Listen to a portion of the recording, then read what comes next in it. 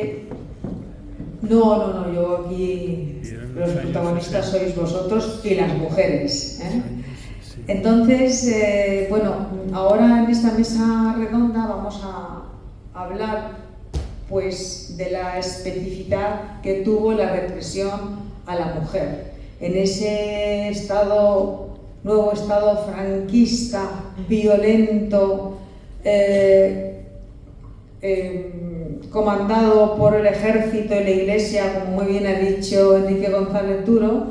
Se trata de construir un Estado nuevo, un Estado nacional católico con las esencias del Imperio español, y entonces, bueno, pues parte importante de ese imperio y de ese nacional catolicismo es la mujer.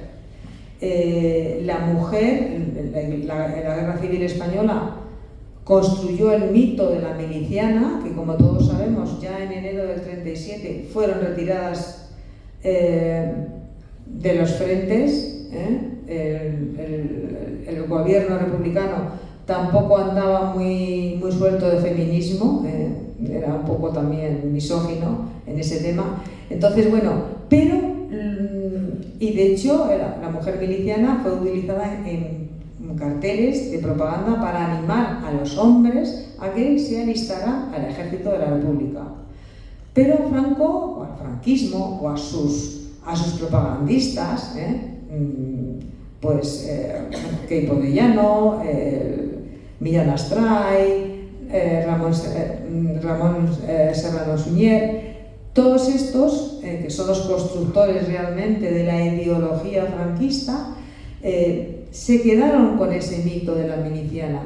Entonces se acusaba a muchas mujeres simplemente por vestir el mono de la miliciana, que no habían sido tantas.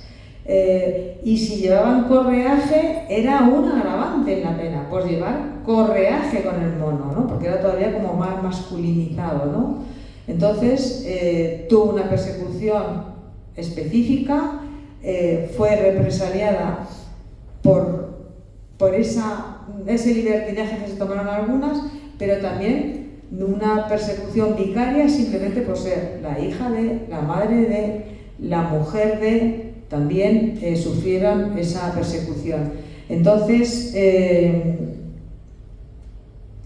su persecución también, como ya has adelantado tú, Juan Carlos, sus penas, si redimían penas, que a muy pocas las dejaron redimir pena, era intramuros, porque la figura de la mujer, del ángel del hogar, tenía que estar recluida, pues también tenían que estar recluidas en la cárcel, no podían hacer trabajos externos. Entonces, toda esa imaginería ultracatólica se aplicó a las penas de la mujer. Se intentó, como realmente esa mujer, no hay un modelo de mujer republicana, pero los franquistas sí construyeron que las republicanas las rojas eran, además de putas y guarras, perdonad el lenguaje coloquial, eran feas y les movía el odio a las mujeres de bien, a las mujeres católicas, que eran todas muy guapas. Entonces, una forma de construir ese mito de mujer fea, de mujer roja fea, pues era pasearlas, como hemos visto ya, en la que la figura de la mujer, la verdad es que el pelo es un componente en el físico femenino muy importante, ¿no? Entonces, construyeron realmente esa mujer enardecida, salvaje, esa hembra marxista, hablan de hembra marxista, violenta. Entonces, a través de todas estas humillaciones públicas. Y ya no me detengo más porque quiero que hagamos entre todos alguna reflexión sobre esto. ¿Quién quiere ser el primero? Bueno, pues yo tocaría el tema de las mujeres en las cárceles, que hubo 5 o 6 cárceles especializadas en mujeres nada más, y había una clara diferencia de género en el trato que recibieron. Primero, si eran comunistas no tenían derecho al sistema de redención por el trabajo. Si eran comunistas, no se podían considerar presos políticos. Tenían que estar mezcladas con las prostitutas y con las extraperlistas. Muchas veces las extraperlistas, que las que tenían eran las que trabajaban al menudeo para mantener a una familia descabezada de marido, de padre, eran rojas que para ganarse la vida y sostener a la familia tenían que dejarse al extraperlo al menudeo. Y las extraperlistas también eran consideradas delincuentes comunes. Y posiblemente hay más cosas. Y a favor de ellas, diferencia de todo, la organización que tuvieron dentro de la cárcel y la solidaridad que mostraron, cumpliendo a rajatabla el reglamento franquista y llamando la atención a los vigilantes cuando ellos mismos no cumplían el reglamento. Por tanto, hubo gente, mujeres que se sintieron más a gusto en las cárceles cuando estaban organizadas que en la calle o en su propia casa, donde recibían frecuentemente la visita de la Guardia Civil. Visita que acababa a menudo en violación. Por tanto, la cárcel aparece en algunas mujeres como un lugar seguro, realmente seguro. ¿Cómo estaría el panorama? Bueno, pues coincido plenamente con estas manifestaciones que me han gustado mucho, y me ha gustado la aclaración que ha dicho que en vez del gen marxista que tanto se decía por parte de Vallejo Nájera y que lo hemos estado utilizando mucho los historiadores, me gusta más el término virus. Efectivamente es más virus que gen, porque es que el gen parece que se lleva dentro realmente, es algo que de la propia naturaleza de los republicanos y de los rojos, mientras que el virus es otro concepto. Bueno, yo efectivamente también, en cuanto a las milicianas, efectivamente, si yo que me he centrado más en lo que se decían en las sentencias que he estado consultando, la mayoría de mujeres no fueron condenadas por el hecho de ir al frente exclusivamente, porque eso era más destinado a los varones, sino el hecho, como ha dicho Eulalia, de comportarse como hombres, de transgredir el modelo tradicional de mujer y atreverse a vestirse como hombres y comportarse como hombres y luchar de la manera que pretendían en igualdad de condiciones que los hombres. Eso era una transgresión intolerable que el régimen franquista no podía tolerar, y por eso eran condenadas, pero a altísimas penas, como hemos visto, a penas de muerte. Luego el tema también donde se observa una transgresión muy importante que no podían tolerar los tribunales militares era la idea de colaborar con los soldados republicanos en los lugares próximos a los frentes de guerra. Es decir, el hecho de ayudar, de socorrer, de una manera absolutamente a veces fuera de criterios políticos, simplemente por una cuestión de humanidad, y en este caso como madres, como hermanas, como hijas, de socorrer y de apoyar al soldado republicano que combatían próximos a las líneas de fuego o estaban huidos o escondidos.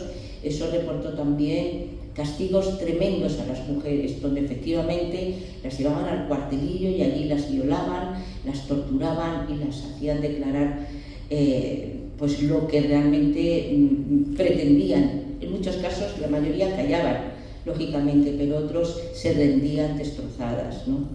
Bueno, pues este fue una crueldad tremenda que se aplicó a toda la población vencida, los republicanos y republicanas, pero que las mujeres sufrieron pues una doble represión, pues en mujeres por pensar políticamente diferente a lo que representaba el franquismo, y sobre todo por también en el caso de las maestras y por esa triple también en su caso de represión depuradas profesionalmente, ¿no? Entonces aquí en este caso se vieron triplemente represaliadas. Bueno, en el libro explico muchas más cosas. Hay una parte que es el último capítulo que hablo de los escritos que se dieron a favor de las presas.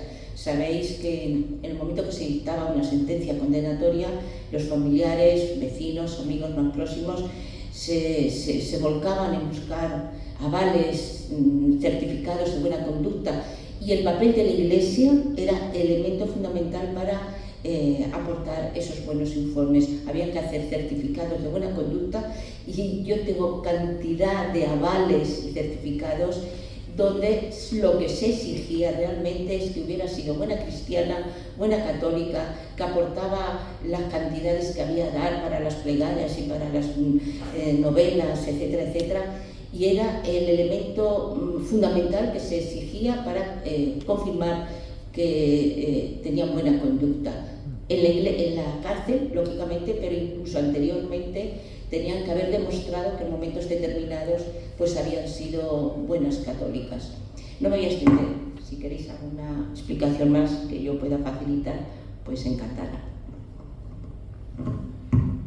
Bueno, por continuar y añadir, y me ha gustado la reflexión que has hecho sobre, hemos hablado de una doble, hemos hablado de una triple, es que las mujeres desde el 36, aunque claro, hay mucho que viene atrás para poder explicar cómo llegan todos estos conglomerados que hemos ido hablando, ¿no? Militares, iglesia, organizaciones políticas que favorecen el golpe, todo, apoyos sociales, etcétera, cómo entre todos llegan a configurar y acaban como todo generando una figura de lo que debería ser la mujer, esa nueva España que han creado, etcétera, que como bien dices, podemos hablar de una doble, una triple, y es que tenemos primero que son mujeres y van a tener que cumplir ese modelo que se espera de ellas.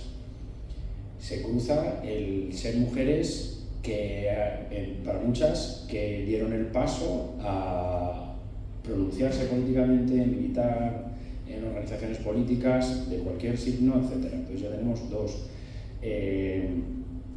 También no muchas sufren, como hemos hablado, el ser familiares, que se puede dar también al haber sido ellas mismas militantes, pero pueden no haberlo sido. Entonces hay otro eje ahí de violencia que pueden recibir. También tenemos que tener el componente de cuántas mujeres, por ejemplo, pues mujeres gitanas, mujeres que forman parte de lo que pudiera ser, que en aquel momento, pues en la España de aquel momento, quizás no había mejor la diversidad de procedencias que podamos ver hoy presente, ¿no? En nuestra sociedad, pero que sí que había una pluralidad de orígenes que, bueno, pues que a lo mejor no hay solo hay una parte a lo mejor del franquismo que está pensando en una idea a lo mejor de raza, etcétera, no necesariamente está tan presente como la realidad alemana, ¿no? Pero aunque también sí que estuvo presente, pues todo lo que se esté saliendo también de esa normatividad que están marcando también es otra dimensión que tener en cuenta. Luego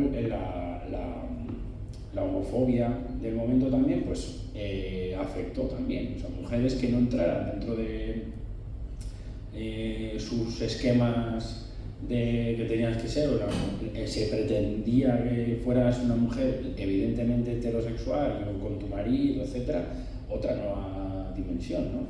Que a veces en parte operó para bien, me explico, o sea, recibieron más represión física los hombres homosexuales, por ejemplo, que las mujeres, porque el propio imaginario no podía imaginar que dos mujeres estuvieran haciendo algo entre sí. Si nos retrotraemos al momento, muchos pensáis, dos hombres de la mano no ibais a ver, pero dos mujeres sí, porque bueno, las amigas se podían dar la mano, las amigas se podían vivir juntas y nadie sabía qué pasaba dentro, porque o sea, la propia negación del lesbianismo, por ejemplo, pudo llegar a ser refugio de muchas mujeres en las cuales no tuvieron que dar explicaciones porque se presuponía que con una amiga podías incluso a convivir, ¿no?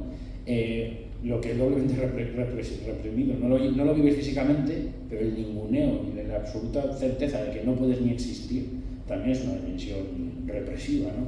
Es decir, son muchos ejes que hubo mujeres que a lo mejor sufrieron uno o dos de esos ejes, pero muchas de las cuales recayó tener que estar reprimiendo quiénes eran en todas sus facetas, en lo identitario, en lo afectivo, y en la propia expresión en la calle, que como bien habéis dicho, pues el fenómeno de la rapada y el cómo tienes que llevar la indumentaria, la vestimenta, etcétera, es un control público de cómo la mujer, que se espera una mujer, o esos lutos tan eternos que podemos recordar, ¿no? No se le podía ver con una ropa que no fuera negra hasta no sé cuántos años después de que falleciera tu marido, ¿no? Todos son elementos, algunos físicamente demoledores, pero otros muy simbólicos, que también todo lo que hemos ido investigando, hemos ido conociendo, hemos ido hablando, yo creo que ha venido muy bien ir sumando el entender que también pasó la parte masculina, no solo la represión era el asesinato. Luego hemos ido sabiendo más, ¿no? Hemos ido conociendo el encierro, hemos ido conociendo el exilio, hemos ido conociendo la represión lingüística, hemos ido una serie de elementos de la represión franquista que derecho de la mujer pues también nos han hecho entender que la violencia era estructural, que se daba en muchas facetas de la vida y que también, si bien se ha recordado mucho a muchas mujeres militantes, que es digno y hay que reconocerlo, digamos, por ejemplo, el encierro político, ¿no? Las mujeres políticas, cuando nos ponemos a rascar en muchas mujeres que estaban con lo que se llamaban las mujeres caídas, que se las llamaba así, y se las encerraba, si entendemos que la política de una manera mucho más extensa, nos acercaremos a ver la realidad de muchas mujeres que, bueno, pues no han sido militantes de organizaciones políticas en su momento, pero que hay una institución que las ha secuestrado de sus familias para meterlas en unos centros porque estaban llevando lo que consideraba el régimen una vida disoluta, por decirlo de alguna manera, ¿no? Y han tenido que estar tragando con instituciones religiosas que la llevaran por una senda. Entonces, si entendemos lo político como algo más amplio que lo estrictamente, a lo mejor la prisión de las militantes o la militancia de carne, etcétera, nos ayuda a entender una mayor dimensión de la violencia hacia las mujeres que, salvo a lo mejor las más afectas al régimen y las más privilegiadas, pues no podríamos decir perfectamente que toda mujer que vivió la dictadura de alguna manera vivió en mayor o menor medida lo que supuso la violencia y la represión que se desata en el 36. Sí, pero no, un detalle solo, y me gusta lo que has dicho.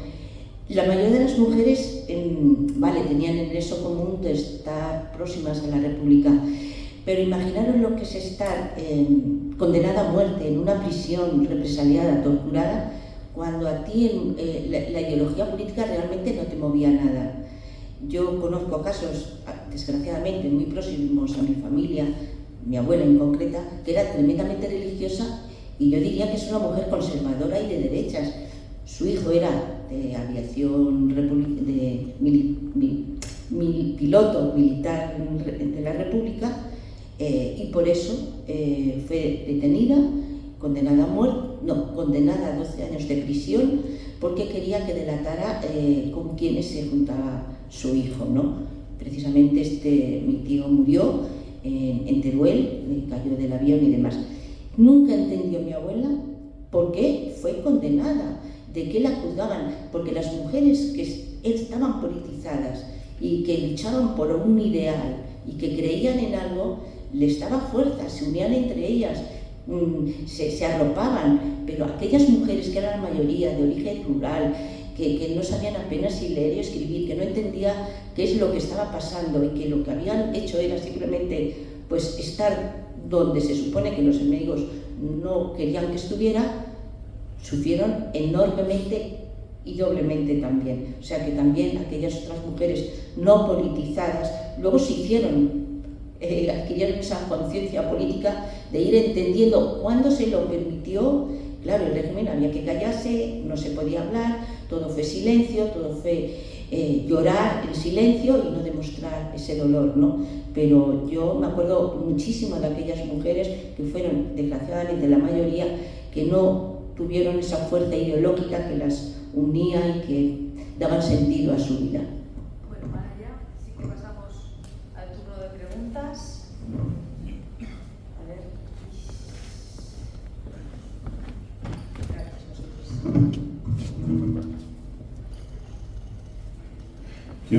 Yo quería añadir una cuestión.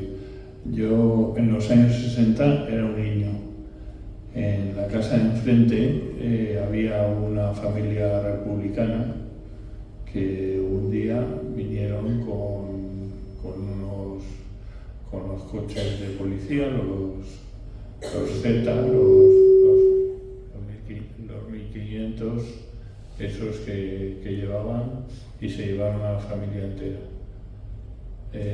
La mujer, cuando volvió a los 4 días, volvieron todos con moratones por todo el cuerpo y tal. Y además la mujer, cortado el pelo al cero, se la vio, y a la hija, que tendría 16 o por ahí, también. Entonces, pues es un ejemplo de lo que estaba pasando, y estoy hablando del año, debía ser del año 64 o 65. Y bueno, había en mi casa, había una mujer que se había separado de su marido porque era alcohólico y la maltrataba, y se había juntado con otro hombre. Pues de vez en cuando venían a buscarla y se la llevaban al cuartelillo y, en fin, al final la terminaron dejando en paz, y ella era religiosa y iba a la parroquia, y el párroco le prohibió entrar en la iglesia porque era pues que vivía en pecado, mientras seguía viviendo con ese hombre. En fin. Muchas gracias, Rafael. ¿Alguna pregunta? ¿Puedo hablar yo? Sí, sí, por supuesto. Lo más breve posible. Venga. No muy bien su intervención, pero yo le haría a la sala una pequeña crítica. No basta con la casuística. Es decir, estamos inundados de casuística y todos tenemos casuística en una gravedad. Ahora, saquemos conclusiones de esa casuística. Sabemos cómo era, porque el franquismo no ha muerto y puede volver. Y tenemos que analizar esa casuística para sacar conclusiones generales y actitudes operativas frente a la vuelta posible de un neofranquismo. Con esas memorias. Sí. Bueno, no, es que hay una pregunta por aquí. Oscar. Hola, buenas. Yo quería comentar, que no lo sé, porque yo por lo que estaba buscando no lo he encontrado. Entonces, ahora mismo el liberalismo, capitalismo y la ultraderecha está cogiendo el discurso feminista de la mujer empoderada, de la mujer blanca, de la mujer occidental. Y yo quería preguntaros, ¿ese discurso se llegó a llevar entre el golpe del 36 y la de la guerra y después de la posguerra? Porque estamos hablando de que se ha represado, o sea, se ha machacado a la mujer en cárceles, en teoría de la religión, que ha metido la Iglesia Católica, ha metido mucha presión, pero no se ha hablado nada de que el régimen si cogió algo de ese feminismo y lo utilizó para empoderar a la mujer fascista y machacar a la mujer roja.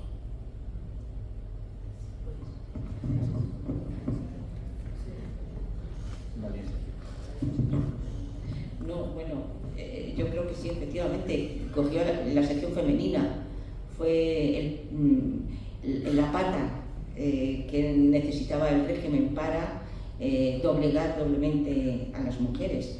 Y efectivamente la sección femenina la llevaron a cabo mujeres muy empoderadas, mujeres.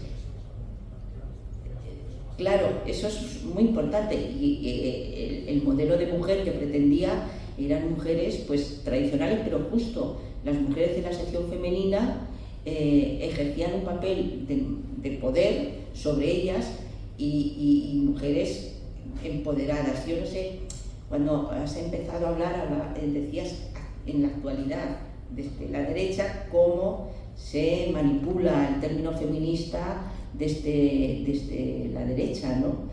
Entonces, bueno, eso tiene muchas lecturas muy complejas, pero yo creo que son de todo menos feministas. Lo único que quieren es apropiarse de un término que no les pertenece. No les pertenece ese término. Feminismo para ellos, cuando están negando la violencia machista, cuando están negando todas las injusticias que se cometen contra las mujeres, evidentemente no son feministas, son otra cosa absolutamente diferente. Se han apropiado de un término absolutamente como quieren apropiarse de todo. ¿Más preguntas? ¿Puedo responder? Sí, por supuesto. Claro que sí. Bueno, lo siento, pero yo no estoy de acuerdo en absoluto con usted. Yo creo que la gente vivimos en una democracia y tiene derecho a definirse como quiera. Por tanto, si una mujer se siente y lucha por ser feminista, que lo sea. A mí no me estorba para nada. Sí.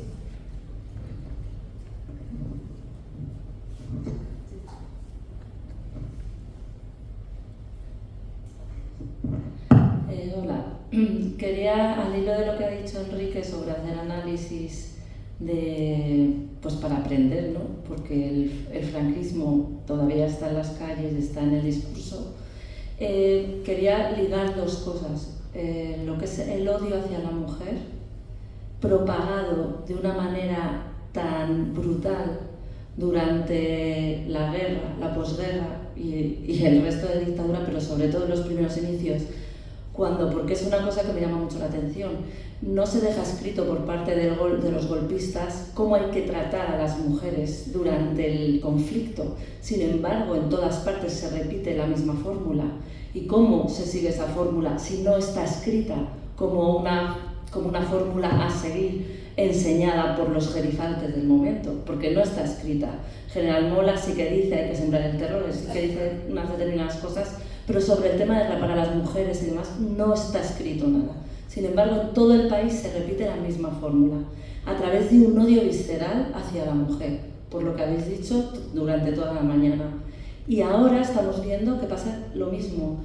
El odio, cómo se extiende de una manera tan rápida y cómo todo el mundo adopta las mismas fórmulas respecto a las personas que son merecedoras de ese odio. Entonces quería, como me parece que son dos cosas que están pasando en la actualidad y pasaron de una manera tan increíble en ese momento hace tanto tiempo, casi hace un siglo ya, es que vamos a hacer un siglo dentro de nada, ligar lo que ha dicho Enrique sobre aprender, ¿no? del pasado y también analizar como psiquiatra a lo mejor también cómo se puede propagar ese odio de esa manera tan fácil y cómo se puede contrarrestar. Bueno, yo sí quería decirte, Chechu, me tomo la libertad,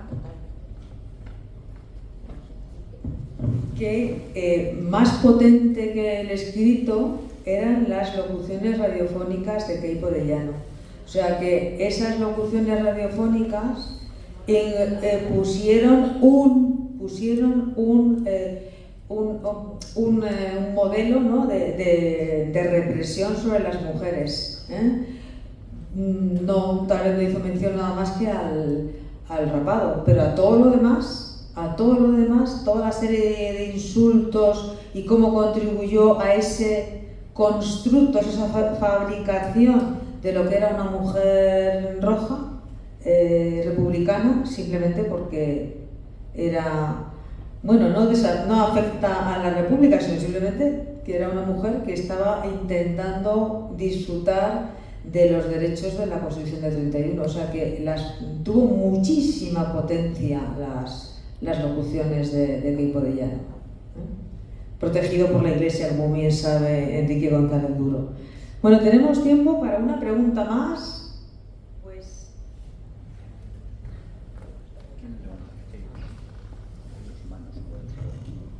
hay dos manos, pues preguntan las dos manos.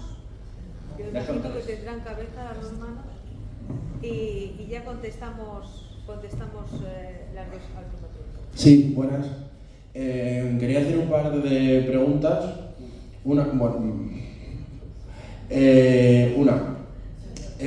Sobre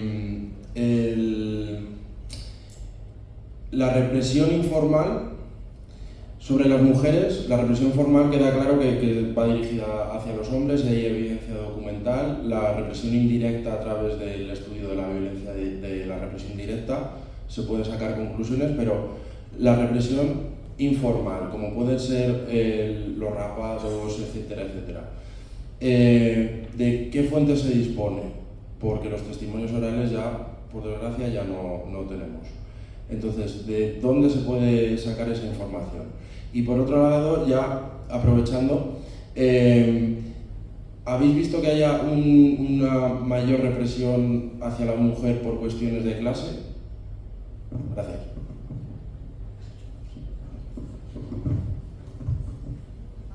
Eran dos preguntas de la misma. No, queda otra pregunta. ¿La cogemos ya la pregunta? Sí, ya está. ¿Quién era? Cerramos para irnos a comer.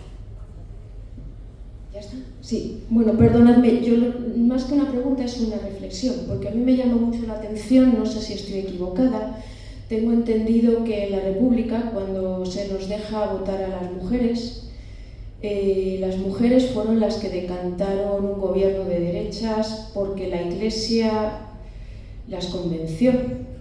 Eso lo he leído yo en algún sitio, no sé si es cierto o no es cierto. Lo que quería decir con esto es que me da la impresión de que uno de los instrumentos de represión más fuerte contra nosotras es la propia mujer manipulada. Tenemos un caso ahora muy claro en el que la palabra libertad a la gente que somos de progreso se nos ha robado y hay otros que se la hacen dueña y la proclaman en boca de una mujer. Constantemente están lanzando eslóganes donde no somos libres, nuestra libertad nos la han quitado y bueno, es una mujer quien enarbola ese eslogan. Es al hilo, ¿no?, de lo que decía el doctor y creo que deberíamos de alguna manera, no sé, como ser capaces de expresarlo y darnos cuenta de eso, que es la propia mujer la que muchas veces se encarga de someter a las demás. Nada más que eso. Gracias. Sí, sí. No, aclaramos un punto importante en esto del sufragio femenino, ¿no? Que efectivamente hubo una polémica entre dos diputadas socialistas, Victoria Kent y Clara Lacrán, como una defendía el derecho de la mujer a votar y la otra decía que no, porque se concedía derecho, la mujer estaba un poco desarrollada e iba a hacer caso a los curas, los confesores o los maridos machistas. Por tanto, al final resultó que la izquierda perdieron las elecciones. Pero se olvida una cosa, y me extraña que no lo cite nadie, que es que los anarquistas, que eran el sindicato más potente en España en aquella época, recomendaron la abstención de sus afiliados. Y fue esto, y no la actitud de la mujer de si no hacer caso al cura o al marido, lo que hizo que se perdieran cantidad de votos en la abstención y se perdieran las elecciones. Las perdió la izquierda, quiero decir, ¿no? Por tanto, yo creo que la responsabilidad más colectiva del anarquismo es clara en este hecho concreto. Y es cierto,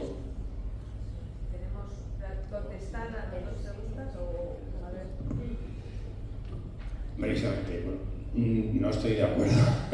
No estoy de acuerdo, lo digo brevemente. Uno no puede saber lo que uno vota y entonces se pasa ficha y se sabe qué votó cada uno y por tanto se puede decir estos son responsables de no. Son muchas causas y los anarquistas llamaron a la abstención, pero no tendrían por qué haber votado porque no votaban ni creían en ese sistema. Las mujeres podrían haber votado una cosa o no, no lo sabemos, no estábamos ahí para ver la urna, no se las puede culpar. Hay muchas causas, es decir, después de 2 años de gobierno, la izquierda no acude a un proceso electoral unida, que la derecha sí que va en coalición, que por el sistema de voto se favorecía. Por eso también a partir del 33 entran las derechas. O sea, no hay una única causa. Lo que pasa es que como tenemos también heredado muchas memorias particulares desde el 36, sobre todo también en el siglo, mucha pelea, los socialistas, los anarquistas, los comunistas, etcétera. Se creó un relato también que inicia también desde el propio 33 en el que se intenta entender por qué han ganado las derechas, pues que no tenían por qué ganar las izquierdas, no nos olvidemos, no tendrían por qué, no hay un porqué. Sí, podríamos pensar, habían hecho muchas cuestiones de progreso, etcétera, pero bueno, participaron en un proceso electoral y por muchas causas gobierna la derecha. Contra la mujer se acusó y era un relato progresista, en mi opinión, machista, para tratar de dar explicación que había pasado. Pero las causas son bastante más complejas que solo es porque votan las mujeres o porque los anarquistas no van a votar. Claro, si hubieran votado, hubieran sido mayoritarios, a lo mejor sí, pero ¿veis cómo cuando luego en febrero del 36 el Frente Popular se articula, sí que salen las izquierdas? También lo hicieron posible las mujeres votando en el 36, ese Frente Popular. Perdón, muy telegráficamente, necesitamos el testimonio oral fundamental, porque es que no hay rastro, porque no hay una orden, pero no solo de las rapadas. O sea, yo siempre me preguntaré cómo es posible que se le diera ingestas de aceite de ricino a hombres y a mujeres, para que si alguien no conoce la práctica, tienes que beber aceite de ricino y te vas haciendo tus necesidades encima para escarnio público paseando por la calle. Se lo hicieron tanto hombres como mujeres y a veces se ríen. No hay una orden para hacerlo. Mi gran pregunta es cómo se da el golpe a los pocos días lo estás haciendo desde Andalucía a Navarra, de Galicia a Cataluña. ¿Cómo es posible? Pues si hubieran dejado escritos muchas cosas los responsables de ello, pues a lo mejor encontraríamos en sus memorias que, no sé, con los medios de comunicación de la época, porque ahora el odio se extiende por las redes sociales, por los WhatsApps, por el boca a boca y por imitar en los colegios lo que se hace, en los centros de trabajo, imitar. En aquella época, ¿cómo fue posible que esas prácticas más informales, son informales porque no están escritas, pero son formales porque se hacen norma? Esa es una gran pregunta de muchas prácticas todavía de cómo funciona la violencia, que seguimos sin encontrar una explicación, más allá de que hubiera otras instrucciones más secretas todavía, que las de Mola, en las cuales se instigara a hacer esto y que los militares lo hicieran, porque ojo, los civiles se apuntaban a llevar la violencia a cabo, pero nadie hacía nada que no quisieran los militares en cada una de las localidades y provincias. Eso también tenemos que tenerlo claro. O sea, que los civiles hacen porque los militares impulsan. Los falangistas hacen porque luego hay muchos que se querían exculpar, porque los militares dicen y dejan que se puede hacer. Cuando los militares no quieren que los falangistas hagan X, automáticamente no lo harán. Siempre los militares tenían la voz cantante. ¿Dónde está escrito eso? Que se tenía que disponer así de la mujer y hacer eso.